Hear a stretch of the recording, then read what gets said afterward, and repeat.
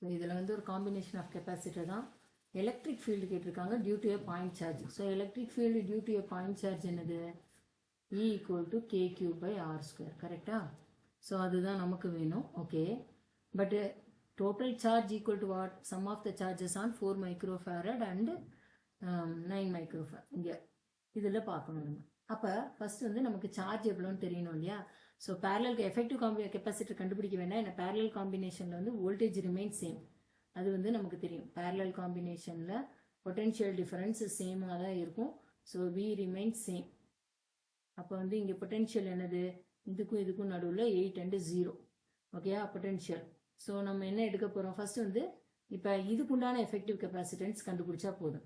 So இப்போ நான் பார்த்தேன்னா இது வந்து என்ன இருக்குது? 3யும் 9ம் வந்து பேரலில் இருக்குது. So 4 microfarad 12 microfarad. ஸோ இது சீரீஸில் ஆகிடும். ஸோ இதை நெட் எடுத்தேன்னா 4 × 12/4 + 12 16. ஸோ இங்கே 3 microfarad. சரியா? அப்போ டோட்டல் சார்ஜ் என்னது? 8 × 3. அப்போ என்னாகும்? 24 மைக்ரோகூலும் இருக்கும். ஸோ நல்லா பாருங்க, இந்த டோட்டல் சார்ஜ் இந்த பிரான்ச்சுக்குள்ளே போகிறது என்னது? 24 மைக்ரோகூலும். அப்போ சார்ஜ் த்ரூ 4 கூலும் என்னப்பா? சார்ஜ் த்ரூ C4ன்னு எடுத்துக்கிறேன். அது வந்து 24 மைக்ரோகூலும். இப்போ சார்ஜ் த்ரூ 9 மைக்ரோகூலும் 9 கெப்பாசிட்டர் என்னது? 9 மைக்ரோஃபாரட் கெப்பாசிட்டர் வேணும். அப்போ அது கண்டுபிடிக்கணும்னா இங்கே வரும்பொழுது சார்ஜ் என்ன ஆகும்? சீரீஸில் சார்ஜ் ரிமைன்ஸ் கான்ஸ்டன்ட். ஸோ 24 இங்கே வரும். பட் இந்த 24 நான் இங்கே திரும்ப வரைகிறேன் பாருங்களேன். 24 பிரான்ச் தான் ஸ்ப்ளிட் ஆகும். ஏன்னா இங்கே கெப்பாசிட்டர் இருக்கு. So charge is directly proportional to capacitance. அப்போ எனக்கு வந்து 9 மைக்ரோஃபாரட் கெப்பாசிட்டியில் எவ்வளோ சார்ஜ் போகும்?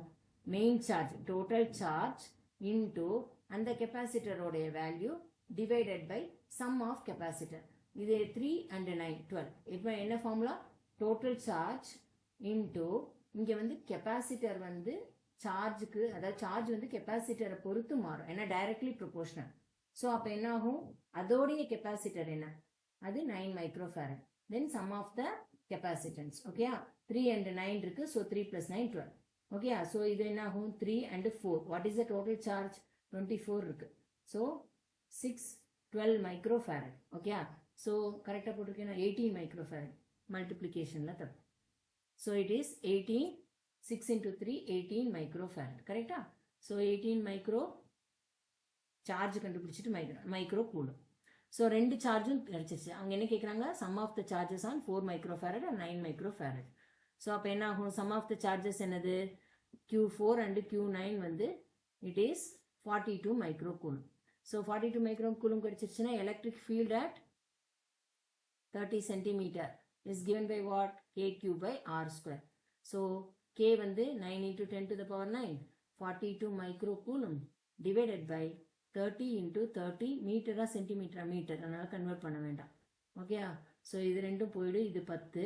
ஸோ இந்த ரெண்டு போச்சுன்னா இங்கே 7. இப்போ வந்து 420 electric field Newton per coulomb.